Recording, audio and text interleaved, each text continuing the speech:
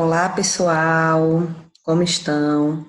Vamos dar continuidade ao sistema renal urinário com a aula 2, com novas patologias, compreendendo um pouco mais desse sistema que iniciamos na aula anterior, certo? Caderno aí na mão, anotem tudo. Qualquer dúvida, posta à disposição. Vamos lá?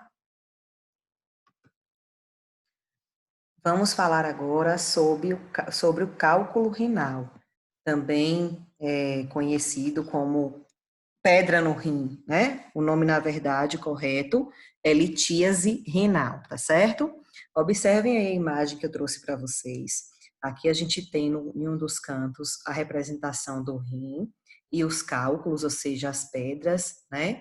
Dentro aí dessa porção renal, por muitas vezes obstruindo a passagem daquele filtro. Lembra que eu falei para vocês que o rim vai filtrar, vai produzir a urina, né? E aí desce pelo ureter a urina até chegar na bexiga. Então, por vezes, a pedra pode estar dentro do órgão mesmo do rim, pode estar já obstruindo essa passagem pelo ureter, pelo canal. No outro canto, a gente percebe a variação de tamanhos e de formato das pedras. Então, percebam que a maioria delas é pontiaguda. Imaginem essas pedras passando por dentro do canal, que é mucosa, né, que é sensível. Por isso que vem a dor, ela sai rasgando, danificando esse canal, danificando esse órgão tão importante que é o nosso rim, né? E todo o sistema sofre com isso. Então, as pedras, elas podem estar localizadas, na verdade, em qualquer dos órgãos que a gente citou na aula anterior, certo? Que está relacionado com o sistema renal urinário. A dor é bastante, né? Acaba sendo bem desconfortável. Quem já teve vai lembrar aí, e quem não teve pode imaginar como essas pontas aí dessas pedras acabam rasgando o sistema. O cálculo renal, conhecido popularmente como pedra no rim, é uma massa sólida formada por pequenos cristais que podem ser encontrados tanto nos rins quanto em qualquer outro órgão do trato urinário. Então, como a Pro acabou de falar, não é só no rim. Então, a gente fala assim, pedra no rim, achando que é só no rim. Ela pode, de fato, se alojar apenas no rim, mas essa pedra, dependendo do movimento, né, do nosso metabolismo, do próprio sistema urinário, que continua produzindo urina, continua liberando a urina, armazenando. E dessa pedra, por vezes, ela pode se deslocar. Então, ela pode ficar alojada em qualquer daqueles órgãos que compõem o sistema renal urinário.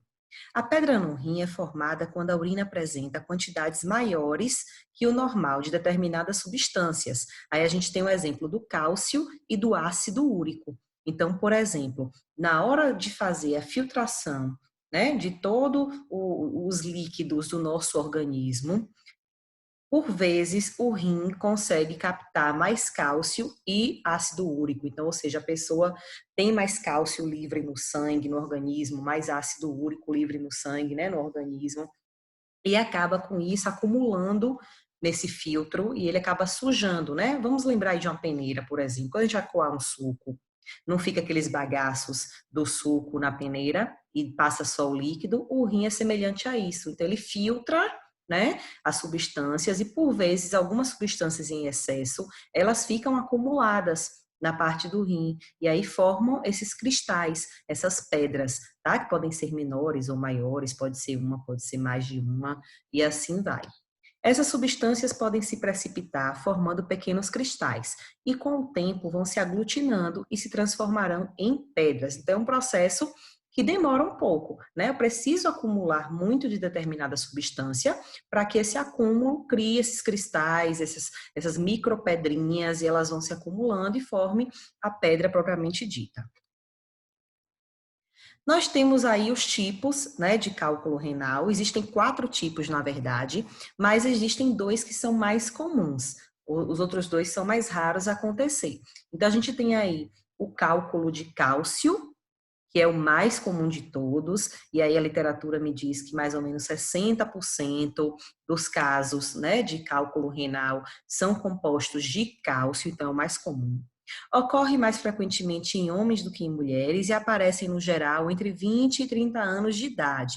Esse tipo tende a reaparecer mesmo após o tratamento.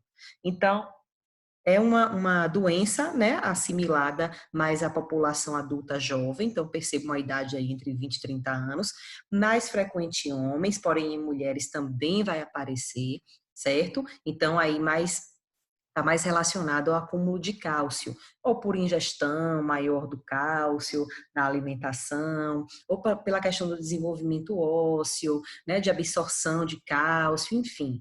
Então, dependendo do metabolismo aí de outros conjuntos de fatores que a gente já vai falar, acaba acumulando mais cálcio e formando as pedras.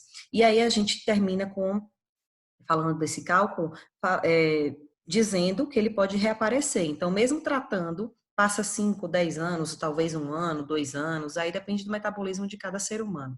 Pode vir a formar novamente essas pedras aí relacionadas ao cálcio. Então, é o tipo mais comum que se conhece na literatura, é o cálculo de cálcio. O cálculo de ácido úrico, ele é o segundo que mais aparece com frequência, certo? Cerca de 7% aí de todos os cálculos renais que são tratáveis correspondem ao acúmulo de ácido úrico. E aí a gente relaciona mais esse tipo de cálculo com os homens. Tá? Então, os homens têm a tendência a ter mais ácido úrico livre no organismo, por quê? Por conta da dieta que se ingere. Então, a gente tem uma dieta aí, quando é muito rica em proteína, né? Ou então, quando o paciente já tem gota, que é uma outra patologia que a gente vai ver posteriormente, ou faz quimioterapia. Então, são processos, né? Mais aí ligado à proteína mesmo, viu, gente? Onde é que a gente acha mais proteína? Na carne, não é isso? Então, o homem tende a comer mais carne vermelha, por exemplo, do que a mulher. Então, esse acúmulo de ácido úrico, ele fica um pouco mais. Aí a gente pode citar também essa questão da suplementação de proteína. Então, às vezes a pessoa toma esse suplemento de proteína, que está tão na moda aí, de qualquer forma, ou então numa superdosagem, não procura um nutricionista, não procura um médico, não tem a orientação adequada, usa a mesma dosagem que o vizinho, que o amigo, e acaba prejudicando aí o seu rim, certo? Então, é uma das formações aí de cálculo também relacionada mais à questão do sexo masculino. Fatores genéticos também podem contribuir para o surgimento de pedras no rim, desse tipo aí de ácido úrico. Então, se alguém na família já teve, pode ser que venha a aparecer também. Fatores de risco para cálculo renal em geral, viu, gente? Então, a gente tem aí o histórico familiar, então, como eu falei, né? Se alguém já teve na família, a tendência é que você tenha também, a predisposição, na verdade, é maior. A idade acima de 40 anos, então, quanto mais velho, só que a gente viu que o de cálcio, a probabilidade de aparecer, né, de 20 a 30 anos, tá? Mas aí os outros tipos, acima de 40 anos, que fica mais frequente. O sexo masculino, mais do que o feminino, já conversamos sobre isso. Falta de hidratação, muito importante. Gente, nosso rim vai filtrar os líquidos do nosso corpo, né? Tudo que a gente vai ingerir, tudo que é produzido na célula, que é excretado, enfim. Então, quanto mais líquido tiver, mais limpo esse filtro fica, né? Quanto mais resíduo tiver e pouco líquido, mais entupido ele fica. Vamos tentar pensar dessa forma. Se eu tento passar numa peneira um líquido mais fino, né, sem muito bagaço, rapidamente vai conseguir passar. Mas se eu tento filtrar um líquido mais denso, cheio de bagaço, ele vai ter uma dificuldade maior, né? Então vai se acumular mais substâncias no rim. Compreendem? Então, quanto mais a gente se hidrata, a ingestão hídrica mesmo de água, né? Então, mais ou menos 2 litros aí durante o dia. Então, se a gente tem uma ingestão adequada na nossa rotina, a gente contribui para o funcionamento bom do rim. Quanto menos a gente se hidrata, mais ele fica acumulando substância ruim. Dietas ricas em proteína, sódio, né, que é o sal, o açúcar também é um fator de risco assim muito importante. Percebam que a gente acha que é só questão do sal, mas o açúcar ele é um fator de risco bem determinante também para desenvolver cálculo renal.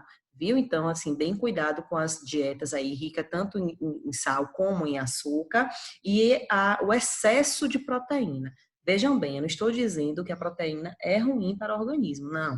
A gente tem que ingerir proteína, mas em grandes quantidades, em uma dosagem elevada para o seu tipo de organismo, é prejudicial. A questão da obesidade também, né? Então, os pacientes obesos é um fator de risco importante para a formação de cálculo renal. Doenças do trato digestivo, do trato urinário também acabam contribuindo, né? Então, todas aquelas doenças que a gente viu no sistema passado, né, que é o digestório, podem contribuir para a formação de cálculo renal e outras patologias do sistema urinário. Então, a própria infecção urinária, por exemplo, né, deixa acumular resíduos ali das bactérias, enfim. Então, pode causar um prejuízo também na formação aí desse cálculo renal.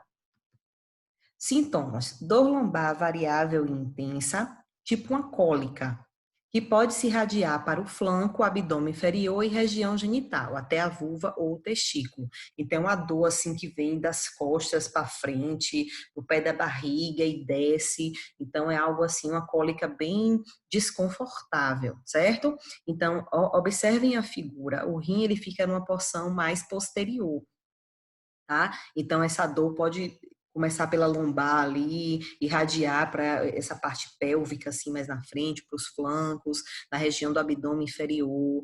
Então, é algo, assim, que é bem desconfortável e que abrange, né, vários locais. Náusea e vômito por conta da dor, que é tão grande que a pessoa começa a enjoar e pode vomitar. O desejo aumentado de ir ao banheiro urinar, mas sem expelir muita urina. Por quê? Porque provavelmente a pedra começa a obstruir a passagem. Então, eu sinto a vontade de urinar, sento e vou urinando aos pouquinhos. Eu tenho vontade, mas só que aquele canal ali, ele começa a ser obstruído e não consegue liberar a urina direito, certo? Com isso, a urina retida sempre vai me dar vontade de ir ao banheiro, porém eu nunca consigo expelir da maneira adequada. Desejo de evacuar, mas sem eliminar nada, pouco comum. Então, por exemplo, eu tenho vontade de fazer cocô, mas na hora que eu sento, né, não é o cocô. Por quê, gente? Porque os órgãos que ficam na região abdominal são muito próximos um do outro. Então, o intestino acaba, por conta da cólica renal, ele acaba sendo estimulado. Então, você tem aquela sensação de querer evacuar ali, mas na hora que você senta, não tem o que evacuar, não tem o que eliminar. Era só a questão do estímulo secundário mesmo. Ardência para urinar e sangue na urina. Por quê? Porque a pedrinha, ela vai, como eu falei para vocês, é como se ela fosse rasgando. Imagine aquela pedra pontiaguda passando por um canal que é muito sensível, uma mucosa assim sensível, vascularizada. Então ele vai ali prejudicando, né, fazendo umas pequenas feridas e aí sai sangue, arde, né, dói, incomoda. Então são sintomas bem clássicos aí da pedra no rim. Diagnóstico é feito através de exames de imagem, exames laboratoriais, né, o exame físico do paciente, o histórico desse paciente, sinais e sintomas. Então, um conjunto de fatores aí que levam também a fechar, né, o médico fechar o diagnóstico do paciente para a litíase renal. Como é o tratamento? O tratamento vai ser o aumento da hidratação, então esse médico vai orientar o paciente a fazer uma ingestão maior de líquido, né, para começar a lavar o canal, a não formar mais cálculos, a contribuir com o funcionamento adequado do rim. Analgésicos por conta dessa cólica, dessa dor que causa, né, essa cólica renal.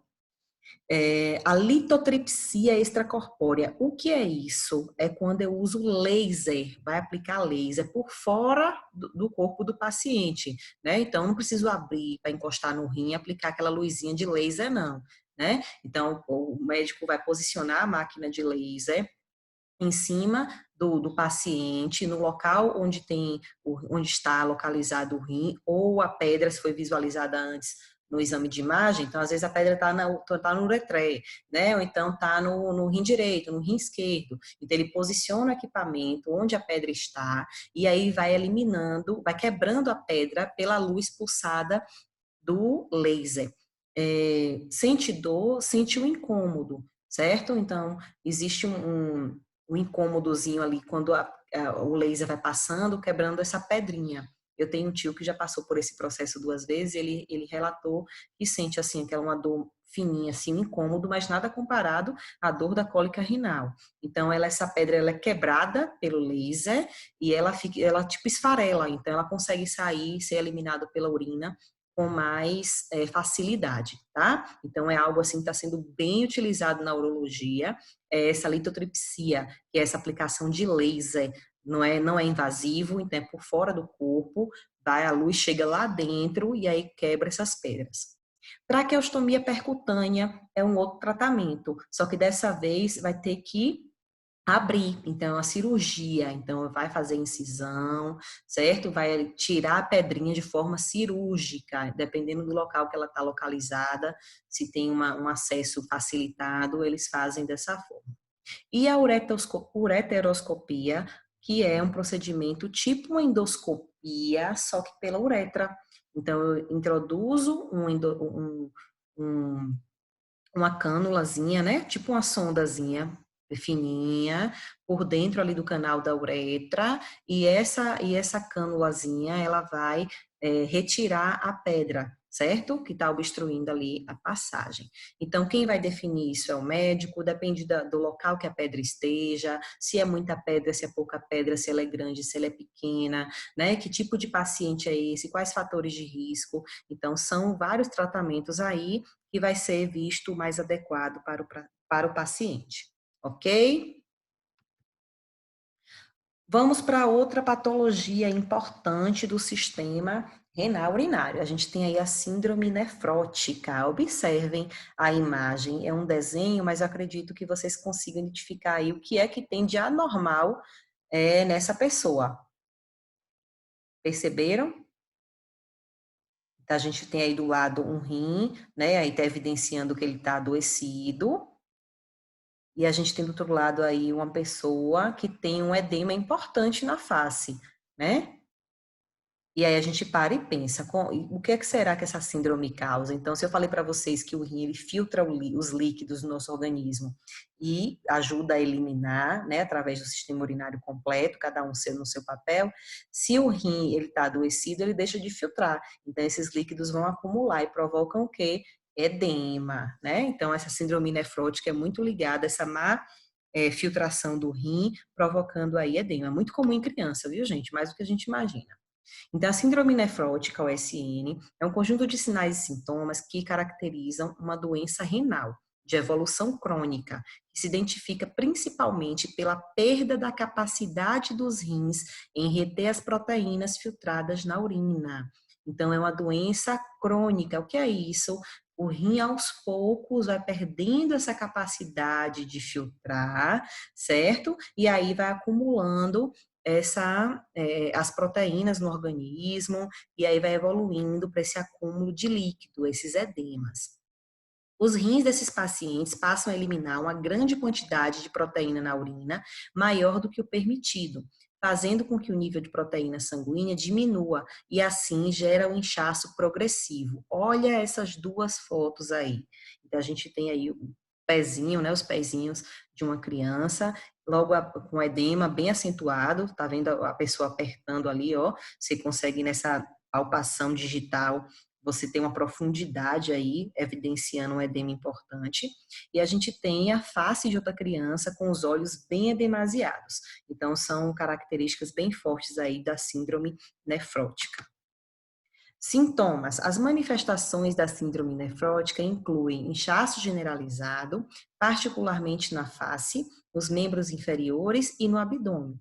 Além do ganho de peso, por que vai ganhar peso, gente? É peso de gordura, porque ele está se alimentando muito? Não, é o peso porque o líquido está retido, certo? Então, se a gente tem retenção hídrica, a gente incha e, consequentemente, isso altera o peso na balança. Apesar do apetite diminuído, então a pessoa começa a ficar a sem querer comer direito. E mesmo assim está ganhando peso por conta da retenção, tá? Fraqueza e cansaço, elevação da pressão arterial, porque esses edemas generalizados acabam aumentando, né, a sobrecarga aí do coração e, consequentemente, da circulação sanguínea, então eleva a pressão arterial. O volume urinário vai estar diminuído, por quê? Porque o rim não está filtrando. Então, só sai pouca urina, tá? E aí tem uma característica bem importante, que a urina vem com espuma. Observem aí essa foto abaixo, que a gente tem os edemas, né, nos membros inferiores, e nós temos aí um potinho de urina com bastante espuma em cima. Então, é um dos sinais aí bem clássicos da síndrome nefrótica, tá?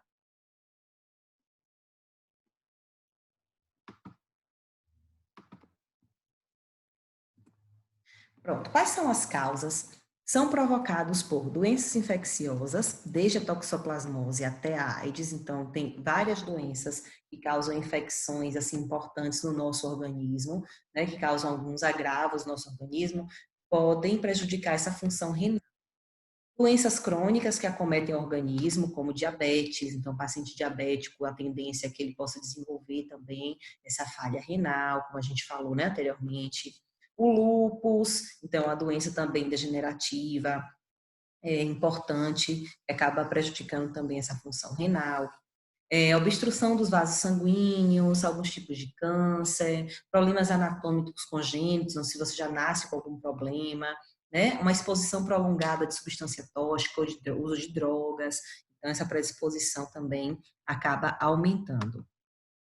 Tratamento. Esses pacientes de síndrome nefrótica, eles são tratados com medicações diuréticas, por quê? Porque a diurética, ela tende a aumentar o volume urinário, né? Então, ele é como se fosse um estimulante para o rim fabricar mais urina, para drenar mais aquele inchaço, aquele edema, aqueles líquidos.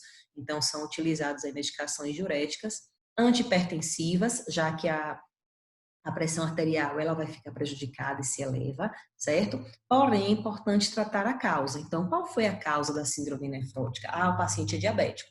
Então, vamos controlar o diabetes do paciente para que não venha evoluir com outras síndromes, com outros episódios, né, de retenção hídrica, tá? Então, não adianta você tratar só o edema na hora que manifesta, se você não trata o que está causando, porque vai ser um problema recorrente, certo?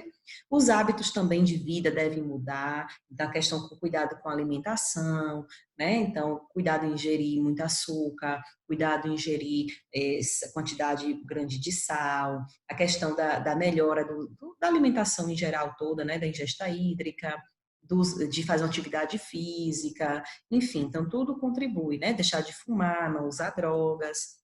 E também, em último caso, pode ser utilizado procedimentos cirúrgicos, né? Então, dependendo da causa aí, do que foi que causou essa falha renal, pode ser solucionado aí com algum procedimento cirúrgico.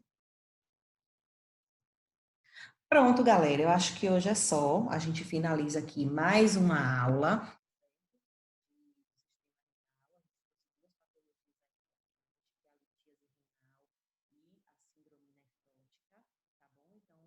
De novo, revejam a aula, anotem tudo, registrem, ouçam novamente e qualquer dúvida, a Pro está à disposição, tá bom? Então, até a próxima aula, fiquem com Deus, um beijo no coração.